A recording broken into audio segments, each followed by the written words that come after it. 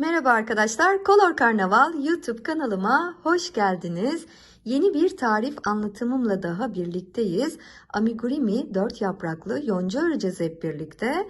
Çalışmamızda yeni tekniklerde öğreneceğiz. Hiç amigurumi örmesini bilmeyen arkadaşlarımız bile bu çalışmayı videomu izleyerek kolaylıkla örebilecekler. Çünkü videomda adım adım ve yavaş anlatıyorum arkadaşlar. Videomu ve kanalımı da desteklemek isterseniz beğeni ve yorumlarınızı mutlaka bekliyorum. Kanalıma abone olmayı da unutmayınız. Sağ alt köşedeki zil işaretine basarak da bildirimlerinizi açabilir, yayınladığım videolardan ilk önce sizler haberdar olabilirsiniz. Kanalıma abone olmayı da unutmayınız. Şimdi ben hazırım. Sizler de hazırsanız haydi hep birlikte örmeye başlayalım. Şimdi yoncanın yapraklarını örmeye başlayacağız arkadaşlar. Öreceğimiz parça bu. Kalp şeklinde. Bu parçadan 4 tane öreceğiz. Bu bir yaprağı temsil ediyor. İkinci yaprak gelecek ve üçüncü yaprak gelecek. Şimdi de dördüncü yaprağı öreceğim ve tamamlayacağım. Yani toplamda 4 tane minik kalpler örüyoruz arkadaşlar. Şimdi sihirli halka ile çalışmaya başlayacağız. İpliği bu şekilde tutuyorsunuz.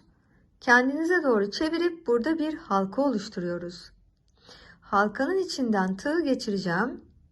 Arkadan ipi alıyorum, çekiyorum ve halkanın içinden tekrar geçiriyorum. Sol elinizi bırakmayın, sıkı tutun. İpi tekrar alacağım. Bu minik ilmeğin içinden geçireceğim. Şimdi bu halkanın içine 6 tane sık iğne öreceğiz. Ben bu çalışmamda çapraz sık iğne örerek kullanacağım. Diğer normal sık iğne de örebilirsiniz tabii ki, ama ben bu videomda çapraz örmeyi tercih ettim. Şimdi bu bir. İkinciyi öreceğim. Tığ geçiriyorum. Arkadan aldım. Tekrar alıyorum. 2. Üçüncüyü öreceğim. 3. Dördüncüyü örüyorum. 5. Sonuncuyu örüyorum. Bu da 6. Şimdi örgünüzü sıkı tutun. Kısa ipliği de çekerek bu ortadaki halkayı küçülteceğiz arkadaşlar. Yani sık iğneleri bir araya toplayacağız. Şimdi örgünüzü sıkı tutuyorsunuz. İpliği de çekiyoruz ve sıkıştırıyoruz. İlk sırayı böylece tamamlamış oluyoruz. Şimdi spiral öreceğiz. İşaret kullanıyoruz. Ben işaret olarak iplik parçası kullanacağım. Bu iplik parçasını sıranın başına yerleştiriyoruz. İkinci sırayı öreceğiz. Bu ip neye yarıyor arkadaşlar? Yanlış örerseniz geriye dönük sökebilmenizi, sıranın başına tekrar geri gelmenize yarayacak. Sıranın başını da böylece kaybetmemiş olacaksınız. Şimdi ikinci sırada her dikişin içine çift öreceğiz. 1, ikinciyi öreceğim. 2. Şimdi ikinci çifti öreceğim. Çift. Yani aynı dikişin içine bu delikler var ya, o deliklerin içine 2 tane örüyoruz. Aynı yere ikinciyi örüyorum. 2. Buna arttırma diyoruz aynı zamanda. Şimdi üçüncüyü öreceğim. 1, 2, dördüncü çift. 1, 2. Şimdi 5. çifti öreceğiz.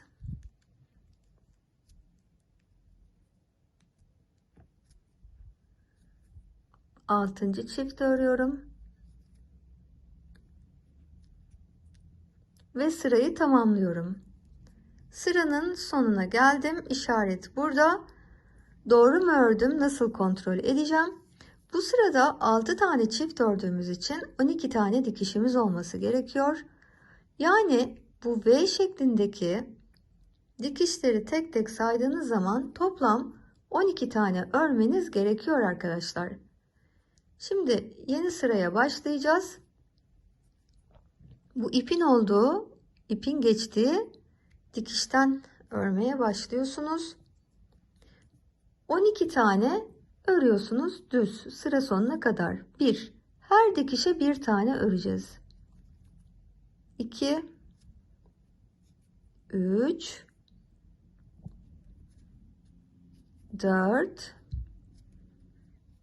5 6 7 8 9 10 11 ve 12. Sırayı tamamlıyorum. Geliyoruz 4. sıraya. 4. sırada yine 12 tane öreceğiz. Her dikişin içine bir tane sık iğne örüyoruz. 1 2 3 4 5 6 7 8 9 10 11 ve 12. Evet, çalışmayı tamamlıyorum arkadaşlar. Şimdi burada bir tane zincir çekiyorsunuz ve ipi kısa kesiyoruz. Çekelim. Şimdi aynısından bir adet daha örmemiz gerekiyor. Biz şimdi ne ördük? Buraya kadar ördük birinci parçayı. Şimdi aynısından bir tane daha örüyoruz ama ipi kesmiyoruz. İpi kesmiyoruz. İki parçayı birleştirerek örmeye devam edeceğiz. Şimdi aynısından örelim. İpi kesmeyelim. Evet, ikinci parçayı da örüyorum. Şimdi diğer parçayı da alalım. Şimdi 6 tane örüyorsunuz. İkinci parçayı ördükten sonra devam ediyoruz örmeye. 6 tane öreceğiz. 1 2 3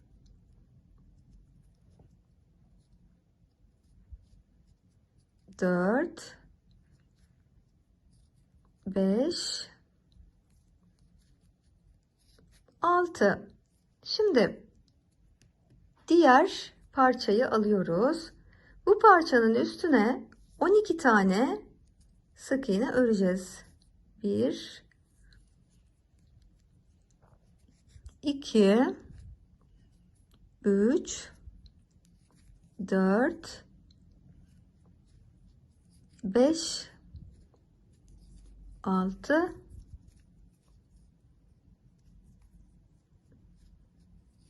7 8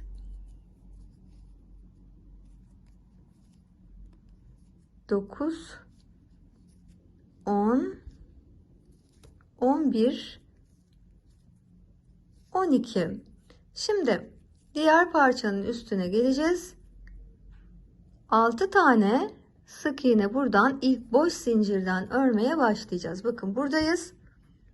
İlk boş zincirden örmeye başlıyorsunuz. 6 tane öreceğiz. 2 3 4 5 ve 6. Evet, böylece bakın iki parçayı da birleştirmiş oluyoruz. Çalışmanızın şeklinin de bir dakika, bunu içeriye itelim. Çalışmanızın şeklinin de böyle olması gerekiyor. Şimdi yeni sıraya başlayacağız. İşaret koyalım yine sıra başını kaybetmemek için. Şimdi şuraya yerleştirelim. Şimdi 2 tane tek öreceğiz, bir tane azaltacağız. Sıra sonuna kadar tekrarlayacağız. 1 2. Şimdi bir tane azaltacağız. Bir sonraki boş dikişin içine tığınızı batırıyorsunuz. Arkadan ilmeği alıyorsunuz. Tığımda 2 ilmek var. 1 2. Şimdi bir sonraki dikişin içine tığ batırıyorsunuz. Arkadan ilmeği alıyorsunuz. Tığımızda 3 ilmek var. Şimdi hepsini birden topluyoruz. Buna azaltma diyoruz. Şimdi 2 tane tek öreceğiz yine tek tek. 1 yanındakine 2. Şimdi bir tane azaltma öreceğiz. Yine 2 tane tek. 1 2. Bir tane azaltma örüyoruz. 2 tane tek. 1 2. Bir tane azaltacağım. 2 tane tek örüyorum. 1 2. Bir tane azaltacağım. 2 tane tek. Bir tane azaltıyorum. Sırayı tamamlıyorum. Sırada toplam 18 adet sık iğne örmüş olmalısın. Şimdi yeni sırada düz öreceğiz arkadaşlar. Her dikişin içine bir tane örüyorsunuz. Sıra sonuna kadar toplam 18 tane sık iğne öreceğiz. Her dikişe bir tane örüyorsunuz. 18 tane olacak. Sıra sonunda buluşuyoruz. Evet, sıranın sonuna geldim. Bakın, çalışmanızın şeklinin de böyle olması gerekiyor. Şimdi yeni sıraya başlayacağız. Bir tek bir azaltma öreceğiz sıra sonuna kadar. Bir tek bir azaltma, bir tek bir azaltma,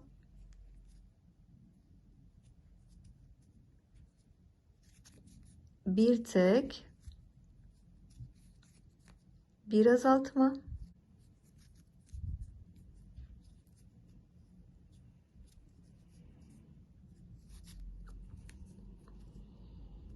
bir tek bir azaltma,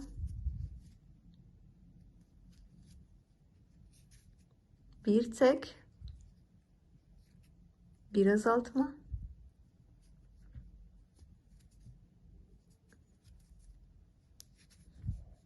bir tek bir azaltma.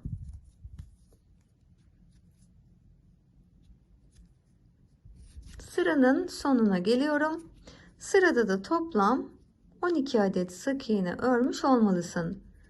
Şimdi düz öreceğiz. Sadece sıra sonuna kadar 12 tane sık iğne örüyorsunuz. 1 2 3 4 5 6 7 8 9 10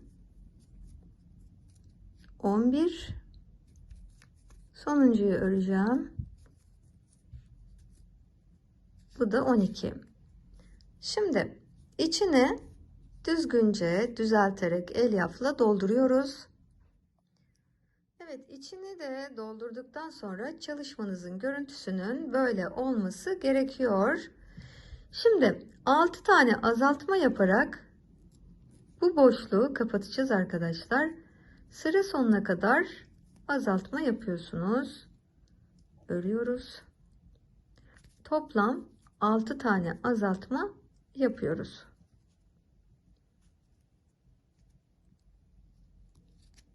Evet, sıra sonuna kadar devam ediyoruz azaltmaya. Buradan da alıyorum.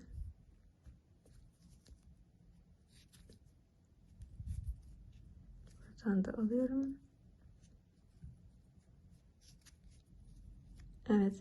Toplamda 6 tane azaltmayı yapmış oluyoruz arkadaşlar. Evet, sonuncuyu da öreceğim. Parça küçüldükçe örmesi biraz zorlaşıyor. Evet, çalışmanızın görüntüsünün böyle olması gerekiyor arkadaşlar. Şimdi şöyle yapacağız. İpi kesmiyorum. Neden? Parçaları örerken ipleri kesiyorsunuz arkadaşlar. Şimdi 3 tane örüp hazırlıyorsunuz ve bu üçünün iplerini kısa kesip iç tarafta saklıyorsunuz. Dördüncüyü ördüğünüzde dördüncünün ipini kesmiyorsunuz. Çünkü diğer yapraklarla birleştirerek örmeye devam edeceğiz. Şimdi örelim, hepsini hazırlayalım. Şimdi çalışmamız bittiğinde ipliği kesmiyoruz arkadaşlar. 3 adet daha ördüğümüz yaprakları alıyoruz. Birleştireceğiz. Her yapraktan 3 tane dikiş örerek birleştiriyoruz. Şimdi bu yapraktan başlayacağız örmeye. 3 tane sık iğne öreceğiz. 1, yanındakine,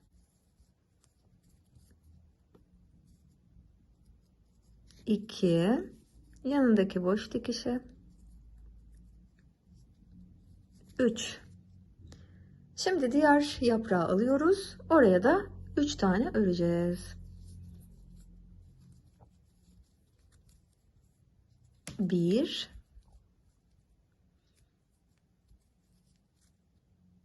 2, bir tane daha örüyoruz. 3. Diğer yaprağı alıyoruz. Yine buraya da 3 tane sık iğne öreceğiz. Şuradan itibaren.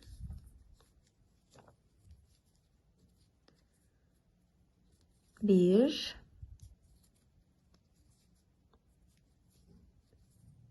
iki ve üçüncüyü öreceğim.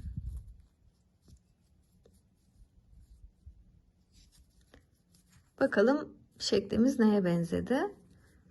Şöyle birleştirmiş olduk üçer tane örerek.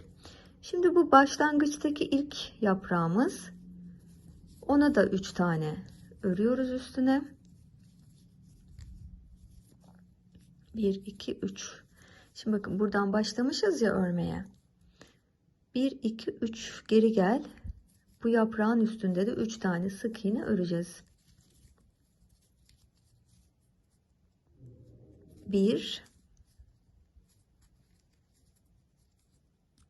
2, şimdi üçüncü.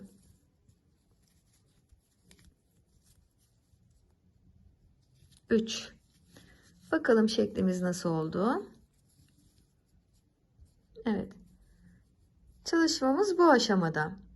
Şimdi ne örmüş olduk? Bu bizim çalıştığımız ipi koparmadığımız ve başlangıçtaki yaprağımız. İkinci yaprağı aldık 3 tane. Üçüncüye 3 tane ördük. Dördüncüye 3 tane ördük. Sonra geldik ilk başlangıçtaki yaprağın üstüne de 3 tane ördük. Toplam 12 tane sık iğne örmüş olduk. Şimdi ne yapacağız? 6 tane azaltma yaparak ortayı kapatacağız. Evet, birinci azaltmayı öreceğim. Bir yanındakine. Biraz örmesi güç olabilir arkadaşlar. Ben de zorlanıyorum video çekerken, farkındaysanız. Dikkatli bir şekilde şöyle devam ediyoruz. İkinci azaltmayı öreceğim.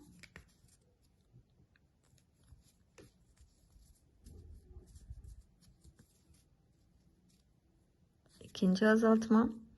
Şimdi üçüncü azaltmayı örüyoruz.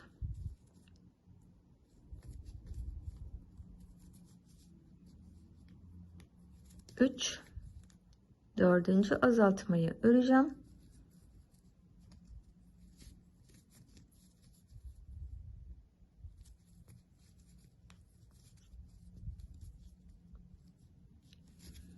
Dört, beşinci azaltma.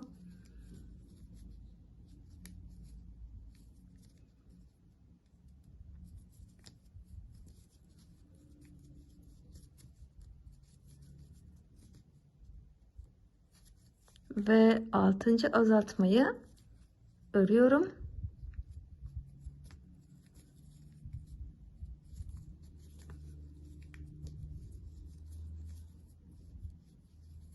Evet. Çalışmamı böylece tamamlıyorum. Şimdi burada minik bir delik kaldı. O deliği kapatacağız. İpliği dikiş için uzun bırakıp kesiyoruz. Evet, ipi kestikten sonra da bu ilmeği dikkatlice çekiyorsunuz. Şöyle sıkıştırıyoruz. Hemen iğneye geçiriyoruz. Şimdi bu ortadaki deliği dikerek kapatacağız. Burada kalmıştık. Yanındaki dikişin içinden geçiriyorsunuz. Bakın burada V şeklinde dikiş göreceksiniz. Buradan geçiriyorsunuz. İç taraftan alıyorsunuz ipi. Yanındakinin dışından geçiriyorsunuz. Yine V'nin içinden. Hemen yanındakinden şöyle geçireceğiz. Sonra tekrar yanındakinden iç taraftan, bir içten bir dıştan arkadaşlar, sırayla. Şimdi dıştan içe, içten dışa ve sonuncu dikişi yapacağım. Şöyle sıkıştırıyorsunuz, şimdi çekiyorsunuz. Ortayı iyice, bakın kapattık. Şimdi arka taraftan çıkarıyorsunuz. Arkadan çıkarıyoruz. Çalışmanızın görüntüsünün bakın böyle olması gerekiyor. Şimdi dönüyoruz tekrar arkaya. Bakın burada 3 dikişi kullanarak örgü örmüştük. Şimdi 3 dikişi kullanarak burayı dikeceğiz. Şöyle ortaya doğru bunları birleştiriyoruz. Birlikte yine büzeceğiz.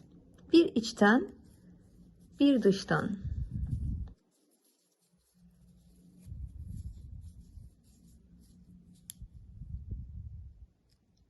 Tek tek dikiyoruz.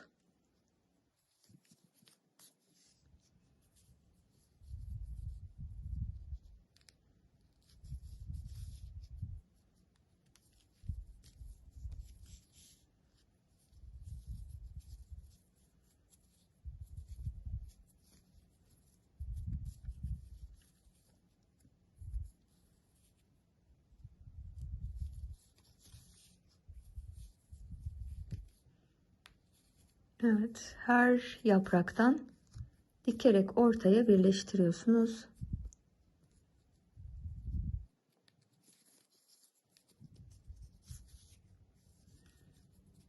Son yaprağı atlayacağım.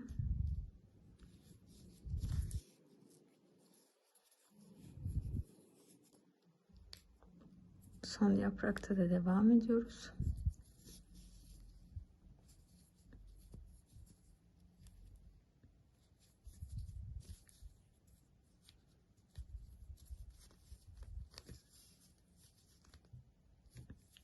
Evet.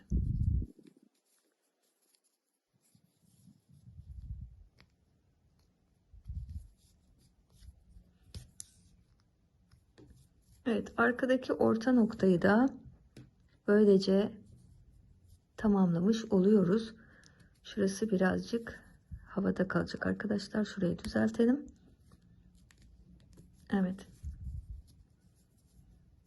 Bakın çalışmanızın şeklinin de böyle olması gerekiyor. Yaptığınız çalışmayı da şöyle düzeltirsiniz. Evet. Çalışmamız böyle.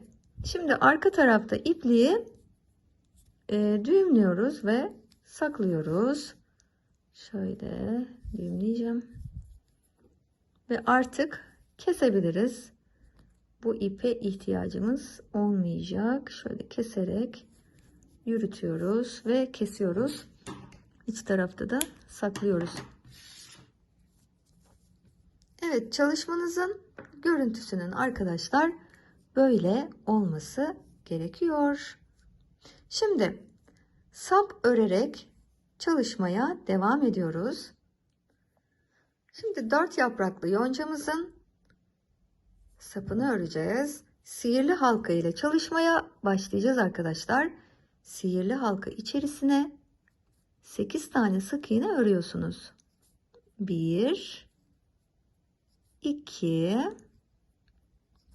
3 4 5 6 7 8. Şimdi kısa ipliği çekeceğiz ve ortayı iyice sıkıştıracağız. Spiral öreceğiz arkadaşlar. İşaret kullanalım. Şimdi işareti sıra başına yerleştiriyoruz. Bundan sonra düz öreceğiz arkadaşlar. Öreceğimiz parça bu olacak. 19 sıra örüyorsunuz. Ördükçe de içini dolduruyorsunuz. Yani içini doldurmak için tamamını örmeyi beklemeyin. Çünkü daha sonra zor olacak. Ördükçe içini sıkıca doldurursunuz. Şimdi bundan sonra her sırada 8 tane sık iğne olacak şekilde 19 sıra örüyorsunuz. Çalışmanız bittiğinde de ipliği dikiş için uzun bırakıp kesiyorsunuz. Şimdi çalışmanız bittiğinde karşılıklı dikerek burayı kapatacağız. Şöyle yapıyoruz. Bir bu taraftan alıyorsunuz arkadaşlar. Bir de karşı taraftan. Yani iki dikişi karşılıklı dikiyorsunuz. Dikerek kapatıyoruz. Şimdi bakın çalışmamız bu şekilde. Bu üst taraftaki elyafları ittirin aşağıya doğru ya da boşaltırsanız biraz boş olması gerekiyor bu üst kısmın. Şimdi yoncayı alıyoruz arkadaşlar. Buraya dikeceğiz. Nereye dikiyoruz? Şu iki yaprağın arasına gelecek şekilde arka tarafa dikeceksiniz. Bakın burası 12 sık iğne ile birleştirip 6 azaltma yapıp kapattığımız taraf, ön taraf. Arkası da dikiş yaptığımız taraf. Bu dikişi yaptığımız yere dikiyorsunuz. Tam bu orta noktaya ve iki yaprağın arasına gelecek şekilde buraya sapı dikiyoruz arkadaşlar. Şöyle arkasına, orta noktasına dikeceğiz.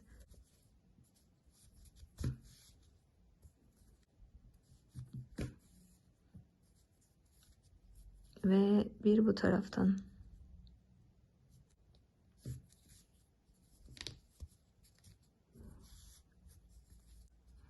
Bir bu taraftan. Bir yapraklardan.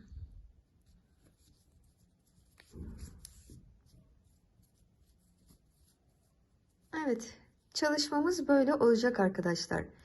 Ama ben bu yapraklar şöyle eğilmesin, dik dursun istiyorum derseniz de iğneyi sapın aşağısından çıkarın arkadaşlar. Şöyle 1 2 3 sıra aşağısından çıkarırsınız. Burada yapraklarla tutturabilirsiniz de o zaman daha düzgün duracak. Bu yapraklar düşmeyecek. Şimdi ne yapacağım ben? Burada şu kalbin işte bu noktasından şuradan şöyle tutturacağım. Şimdi bu kalpten tutturdum. Bunun ucundan da diğerinin ucundan da birazcık dikiş yapmak istiyorum. Hemen bir ikinci delikten çıkardım iğnemi. Bu kalbin de uç noktasından tutturuyorsunuz buradan. Şuradan tutturuyorum. Şöyle sapı da düzeltelim. Evet, çalışmamızı böylece tamamlamış oluyoruz arkadaşlar. Sizin çalışmanızın görüntüsünün de böyle olması gerekiyor. Şimdi bu ipliği arka tarafta yürütüyorsunuz burada. Düğümlüyorsunuz ve mesela şuraya yürüteceğim ben. Uç noktaya. Uçtan çıkaracağım. Burada düğümleyeceğim. Şöyle minik bir tane düğüm atıyorum kendim ki sökülmesin. Siz de bu şekilde yapabilirsiniz. Sonra ipi artık yürüterek şöyle kısa kesebiliriz. Burada kesiyoruz. Evet, çalışmanızın şeklinin de arkadaşlar böyle olması gerekiyor. Böyle gözükecek. Şimdi kalpleri örerken bakın bu noktaları birleştirirken delikler oluşmuş olabilir. Bu delikleri de eğer sevmezseniz, içinize sinmezse dikerek kapatabilirsiniz, tek tek dikiş yapabilirsiniz. Böylece bir tarif anlatımımızın daha sonuna gelmiş oluyoruz arkadaşlar.